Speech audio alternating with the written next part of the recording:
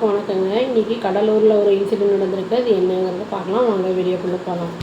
இன்றைக்கி ஒரு ஒரு பேசஞ்சர் ட்ரெயின் ஒரு ஸ்கூல் வேன் மேலே மோதி 2 குழந்தைங்க இறந்துட்டாங்க.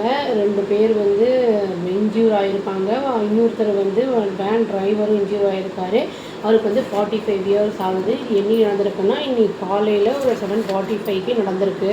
இந்த ஸ்கூல் வேன் லெவல் கிராசிங்கை இப்போ தாண்டி போக முயற்சி பண்ணியிருக்காங்க. செம்மன் குப்பம் அப்படிங்கிற இடத்துல. அந்த இடத்துல ஸ்பீடிங் ட்ரெயின் ரொம்ப ஸ்பீடாக வந்த ட்ரெயின் அவங்க இதில் மோதிருச்சு.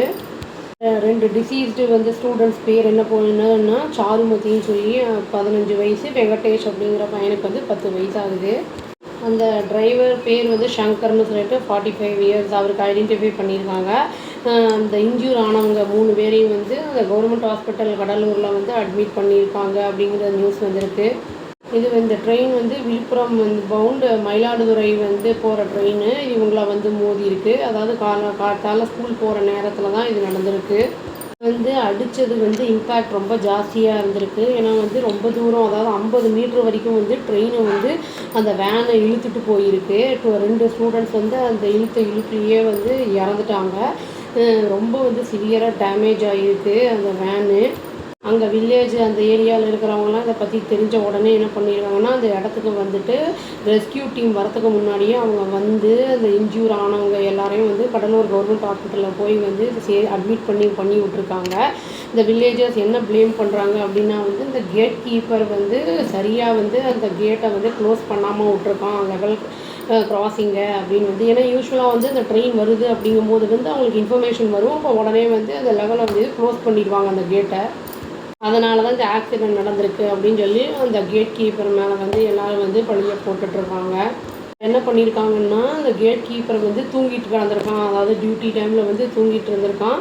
அப்புறம் இன்னும் ஃபியூ வில்லேஜஸ் என்ன பண்ணியிருக்காங்கன்னா, அவனை போட்டு அப்படின்னு அடித்து விளாசியிருக்காங்க கேட் கீப்பரை. அவன் பேர் என்னென்னா பங்கஜ் சர்மா அப்படின்னு சொல்லிட்டு. ஆனால் பங்கஜ் சர்மா கேட் கீப்பர் என்ன சொல்கிறான்னா, வேன் டிரைவர் தான் என்னை இன்சிஸ்ட் பண்ணான். அதாவது அந்த கேட்டை ஓப்பன் பண்ணியே க்ளோஸ் பண்ணாத அப்படின்னு அவன் தான் சொன்னான் அப்படின்னு அவன் கிளைம் பண்ணுறான். இடையில சதர்ன் ரயில்வே என்ன பண்ணியிருக்குன்னா ஷர்மாவை சஸ்பெண்ட் பண்ணியிருக்காங்க. அப்புறம் இப்போ தான் புது என்கொயரி ஆரம்பிச்சிருக்காங்க. கடலூர் எஸ்பி ஜெயக்குமாருங்கிறவர் என்ன சொல்லியிருக்காருன்னா, இந்த ட்ராஜிக் ஆக்சிடெண்ட்டுக்கான ரீசன் என்ன அப்படிங்கிறத நாங்கள் கண்டுபிடிக்கணும். அது டீட்டெயில் இன்வெஸ்டிகேஷனுக்கு அப்புறம் தான் அது என்ன ஏதுன்னு தெரிய வரும். ஹாஸ்பிட்டலைஸ் ஆனவங்க வந்ததுக்கப்புறம் அவங்க கொடுக்குற ஸ்டேட்மெண்ட் வச்சு தான் நம்ம சொல்ல முடியும் அப்படிங்கிறத அவர் சொல்லியிருக்காரு. நம்ம இந்த மாதிரி குழந்தைங்களோடலாம் போகும்போது இல்லாட்டி தனியாக போகும்போதுமே ரொம்ப ஜாக்கிரதையாக போகணும். இந்த ஆக்சிடெண்ட்டை தவிர்த்திருக்கலாம்.